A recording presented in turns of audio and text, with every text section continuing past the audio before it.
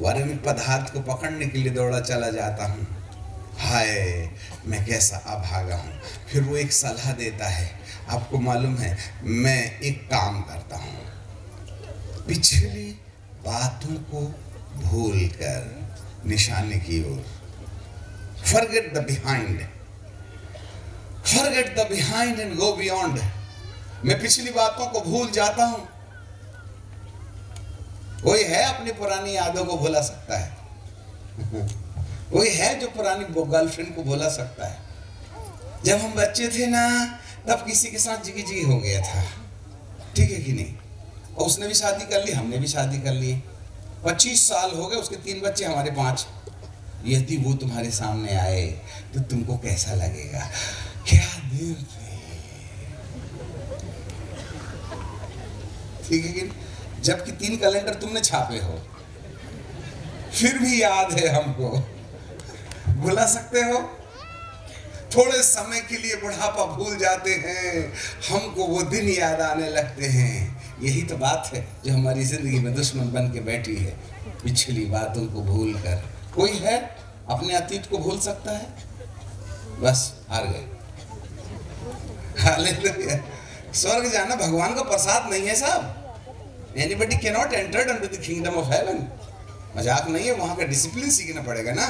पता चला वो गर्लफ्रेंड दूतनी बन के खड़ी है, आइयो तुम यहाँ भी आ रही हो, स्वीट डार्लिंग। हमें आज भी याद आ रहा है जब हम कॉलेज में पढ़ते थे, कितनी बार मैंने तुमको मोटरसाइकिल में ना घर छोड़ा था, और क्या हुआ था तुमको तो मालूम ही होगा। Is it? ये मेमोरी के अंदर में यदि पुरानी यादें मिटाई नहीं गई तो स्वर्ग में भी याद रहेगा, और वहां दिक्कत करेगी ये बातें। इसलिए वो कहता है पिछली बातों को भूल कर, पिछली बातों को भूल कर निशाने की ओर दौड़ा चला जाता हूँ। जल्दी चले विजन में। ऐसा ना आप सुबह से लेकर शाम तक बैठे रहिए, हमारी गाड़ी में ब्रेक शू ही नहीं है। अभी मारो तो 3 किलोमीटर के बाद रुकती है गाड़ी, ठीक है कि नहीं? पर क्या करें, मजबूरी है, तुम्हारे चक्कर में हमारी ट्रेन चली जाएगी। हालेलुया।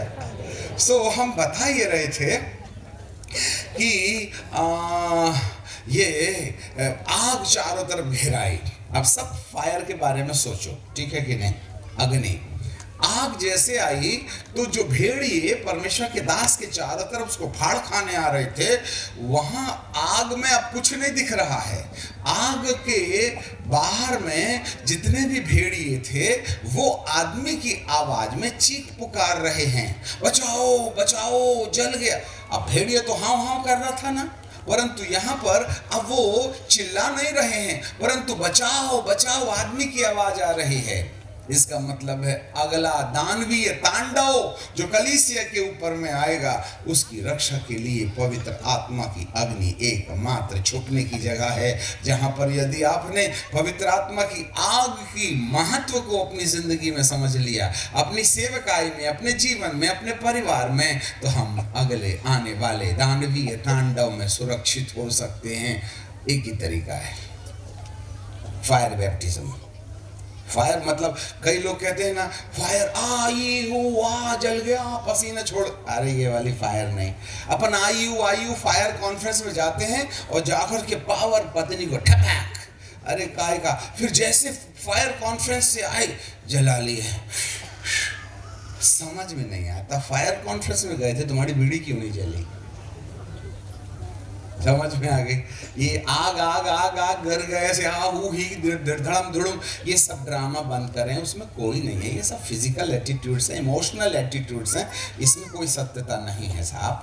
जिंदगी के अंदर वो सब कुछ जलना चाहिए जो हमारे प्रभु के सामने खड़े रहने के लिए हमारे लिए गिल्टी कॉन्शियस बन जाता है। समझ गए हो तो ठीक है, नहीं आगे चले।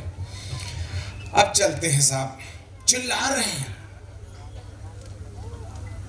ऐसा एपिसोड खत्म हुआ, आग भी गई, दुश्मन की पुकार भी गई। जहां वो खड़ा है वहां सामने से नदी आ रही है और इस चट्टान से टकरा करके यूं जा रही है। बहुत स्वच्छ जल। जो लोग आने वाली विपत्ति से बच जाएंगे 2023 या 24 के दौरान, उनके लिए एक नए जीवन के जल की नदी का सोता आपकी ओर बढ़ के आएगा।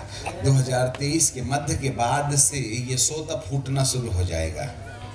ठीक है, बहुत से लोग परमेश्वर पवित्र आत्मा उनको अंदर ही अंदर तैयार कर रहे हैं और उनका परिचय नहीं है, गुप्त में वे तैयार किए जा रहे हैं। हम जैसे लोगों का पॉम्पलेट पोस्टर जो छाप दिए ना, हम डिस्क्वालीफाइड हो जाएंगे। जितने लोग आज कुर्सी में बैठे हुए हैं, उनसे हटके परमेश्वर एक ऐसी सेना अंदर तैयार कर रहा है जो अभी तक किसी को नहीं पता है। वो आपकी कलीसिया में होंगे, आपके बच्चे होंगे, हमें नहीं मालूम, उसमें से हमारा तुम्हारा भी नंबर लग सकता है, आई डू नॉट नो। ऐसे करके सीक्रेट में परमेश्वर एक भयानक टीम तैयार कर रहा है। योएल 2 के अनुसार बाइबल में कहती है, नरसिंगा फूंक दो, पवित्र पर्वत पर सांस बांध करके फूंक दो, देश के रहने वाले कांप उठे, यहोवा का दिन आता है, वह अंधकार और तिमीर का दिन होगा और वह घटाओं और काली घटाओं का दिन होगा। जैसे सुबह का प्रकाश पहाड़ों में फैलता है, वैसी एक सामर्थी जाति आएगी जिसके आगे आगे सामर्थी जाति आएगी, ऐसा न प्राचीन काल में हुई न कभी भविष्य में होगी। उसके आगे आगे आग चलेगी, आगे तो एदेन की बारी होगी, पीछे तो मरुस्थल बन जाएगी। घर में जाके पढ़ लेना, सब याद है हमें, आपको भी याद करना पड़ेगा। इस तरीके से सेना परमेश्वर खड़ा कर रहा है जो अभी तक नजर नहीं आ रही है। युवा हो सकते हैं, युवती हो सकते हैं, I do not know where they are, but आप में से बहुत सी लोग पवित्र आत्मा के द्वारा अंदर ही अंदर उस सेना का सोल्जर होने के लिए तैयार किए जा रहे हैं। और जिसके आगे आग चलने लगेगी, समय होता तो हम छांट के निकाल लेते कौन लोग हैं वो यहाँ तैयार हो रहे हैं, पर वक्त नहीं है हमारे पास में। ठीक है, इसके लिए फुर्सत से बैठना है। चलिए साहब, सो ये सोता चला आ रहा है। आपको मालूम हो, उस स्वच्छ जल में बहुत ढेर सारी मछलियां तैर रही हैं। लिसन मी केयरफुली, बहुत ढेर सारी मछलियां तैर रही हैं। और वो जो मछलियां हैं, वो मछलियां जो हैं 2 प्रकार की मछली है। एक मछली जहां से सोता का पानी आ रहा है उस ओर तैर के जा रहे हैं, और कुछ मछलियां हैं जहां पानी बह रहा है उसके बहाव में बह रही हैं। कान धर के सुन लीजिएगा। एक ग्रुप है मछलियों का जो ऐसे जहां से सोता आ रहा है उस तरफ जा रही हैं, और एक झुंड पानी के बहाव में बह रही है। जो मछली सोते की ओर तैर रही है उनको ज्यादा कसरत करना पड़ रहा है, और वो बहुत स्मार्ट हैं।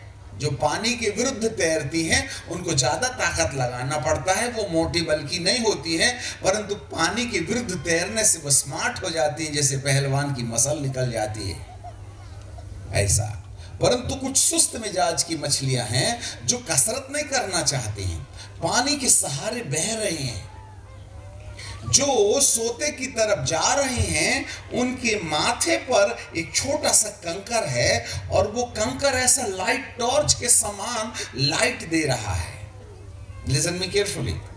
सो ये जो पानी के विरुद्ध चलने वाली जो मछलियां हैं, वो मछलियों के माथे पर एक कंकर है,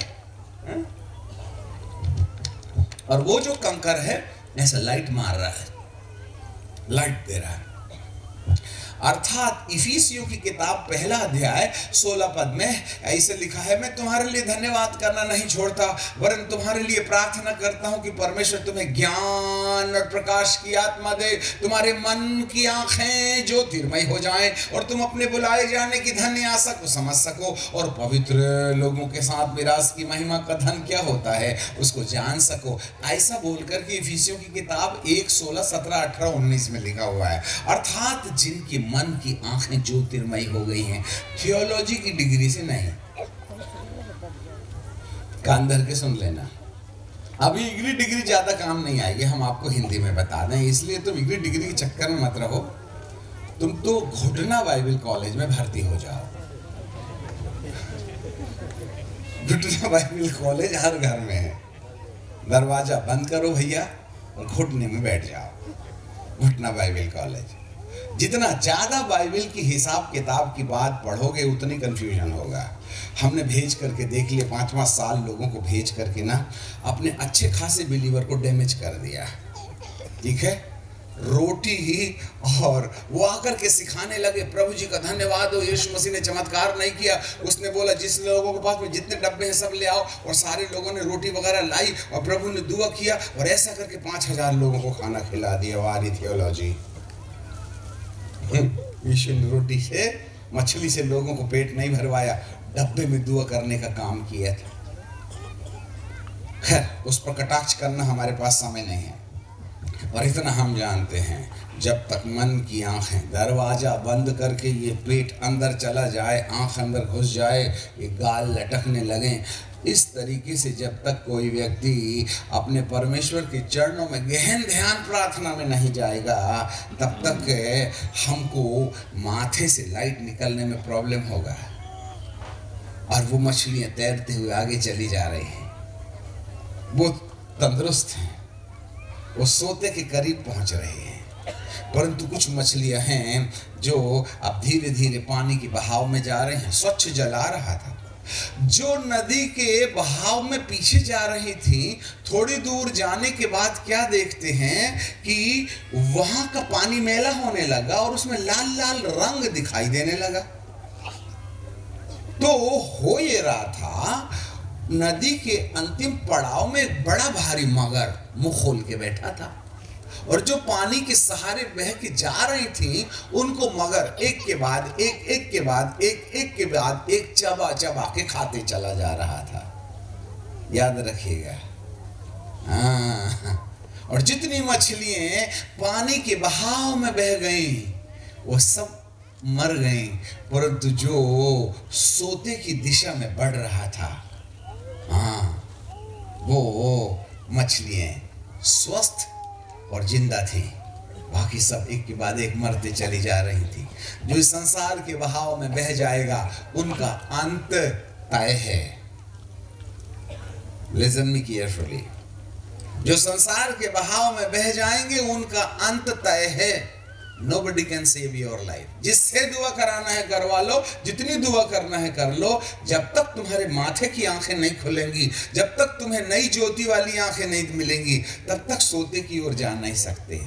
तब इसी बीच में दिनाकरण जी की आवाज सुनाई देती है। वो है कहाँ वो समझ में नहीं आ रही है, परंतु एक साउंड सुनाई देता है। बड़ी भारी भीड़ में प्रभु के दास दिनाकरण एक संदेश दे रहे हैं। उसका टॉपिक ये था कंकर। पतरस का नाम था। पतरस बोले तो कंकर, कंकर स्मॉल स्टोन, मलयालम में बोलते चरिया काल, छोटा सा पत्थर। ये है, उसको लिखा है। वो बोल रहे थे नहीं, कंकर को चट्टान में बदलने दो। हमने सेंट पीटर डाल दिए। आपको मालूम है पतरस का मतलब होता है कंकर, और प्रभु जी ने कहा मैं इस पत्थर पर कलीसिया बनाऊंगा। आई will build my church upon the rock not the small stone. वो पतरस नहीं था जिसने कलीसिया बनाया। पतरस को परमेश्वर ने जो कंकर था, इसलिए तो सिमोन का नाम पतरस रखा। बेटा तू कंकर ही है, तू नहीं बना सकता मेरी कलीसिया। मुझे तेरे ऊपर अभिषेक डालना पड़ेगा, तब मेरा अभिषेक जो तेरे ऊपर में होगा, उस अभिषेक के कारण मैं तुझे कंकर से चट्टान में बदल दूंगा। यही बात दिनाकरण जी की आवाज में सुनाई दे रही थी कि कंकर को चट्टान में बदल दो, कंकर को चट्टान में बदल दो, कंकर को चट्टान में बदलने दो। हम कंकर हैं, हमें चट्टान में बदलने के लिए कौन बदल सकता है? जब वो अभिषेक उसके ऊपर आया तब पतरस चट्टान में बदल गया। तब प्रभु जी कहते हैं I will build my church, you are nothing to build my church. तुम नहीं बना सकते। दाऊद, तुमको घर बनाने का अधिकारी नहीं, तेरे हाथ बहुत गंदे हैं, इसलिए तू मंदिर नहीं बना सकता, तेरा बेटा सुलेमान बनाएगा। जबकि मटेरियल दाऊद राजा ने पहले इकट्ठा कर लिया था, पर बेचारा बना नहीं पाया। हमारे लिए भी ऐसे होगा। हम मटेरियल भले इकट्ठा कर ले, पर ये जाने वाले थोड़ी ना ऊपर में। ये तो बड़ी मास्टर हैं, इनकी आंख तो खुली नहीं ना। बपतिस्मा देके आपने कलीसिया का सदस्य बना लिया, इसका मतलब ऊपर का रिजर्वेशन कंफर्म हो गया होगा, ऐसी तो गारंटी नहीं। मुझे मेरे बारे में कंफर्मेशन नहीं, मैं आपके बारे में क्या बता दूं। ये इनकी तो बात ही मत करना। Hallelujah. Heaven, the kingdom of heaven is not a ordinary thing. इसके लिए परमेश्वर का सिस्टम समझना पड़ेगा आपको। चोट मत खाइए भाई साहब, थोड़े से समय बचे हुए हैं, मैं कंकर को पत्थर में बदल दूंगा, तब कलीसिया तुम नहीं मैं बनाऊंगा। अब हम ही बना लिए तो प्रभु कहेगा तू ही ने बना लिए तो मैं क्या करूं। पतरस ने भी 153 मछली पकड़ के लाई थी, खींच के लाते कितना पकड़ा, 153 मछली का जाल खींच के लाया। तो प्रभु जी कहते वंडरफुल, ऐसा करो ये मछलियां तुमको मुबारक हो, मैंने ऑलरेडी आग में रोटी और मछली सेक के रखी है, वो वाली दूंगा, तुम्हारी वाली पकड़ी सेक करके नहीं दूंगा। मेरे पास एक मछली है, मेरे पास रोटी है और मेरे पास कोयले की आग है। अब मैं प्रभु जी से पूछूं मत्ती यूहन्ना के 21वें अध्याय में, हे प्रभु हम तो यहाँ मछली पकड़ रहे थे, ये तूने कहाँ से लाया, ये आग कहाँ से आई, ये रोटी कहाँ से आई, ये मछली कहाँ से आई। आप तो कहते थे तुम्हारे पास खाने को है क्या, झटका क्यों दिए जब तुम्हारे पास आग भी है, तुम्हारे पास मछली भी है, तुम्हारे पास रोटी भी है, और उसको भूंज करके चेलों को कहते हो पहले टेंशन फ्री हो जाओ। उन्होंने रोटी और मछली खिला करके क्या बोला, खाओ पियो, पहले हम मीटिंग करते हैं बाद में ईटिंग करते हैं। यीशु मसीह ने ईटिंग करवाया और फिर प्रश्न पूछा मेरे को प्यार करता क्या। वाह रे वाह, आप मीटिंग करके ना 2 घंटे पूरा सिर खा लेते हो, तब थोड़ा सा भात देते हो। यीशु मसीह ने कहा पहले भात खा, और वो भी आग में सिकी रोटी और मछली। तुम दाखरस और रोटी खाते हो, यीशु पुनरुत्थान के बाद में रोटी और मछली देता। कब तक रोटी और दाखरस खाइएगा, रोटी और मछली वो भी आग में भुंजी, वो कब स्टार्ट करेंगे हम। खाते रहो द्राक्षरस, खाते रहो द्राक्षरस, पीते रहो द्राक्षरस, पीते रहो रोटी। अरे रोटी और मछली कब तक, कटोरा और रोटी, कब रोटी और मछली, और तुम्हारी पकड़ी से मेरे को मतलब नहीं।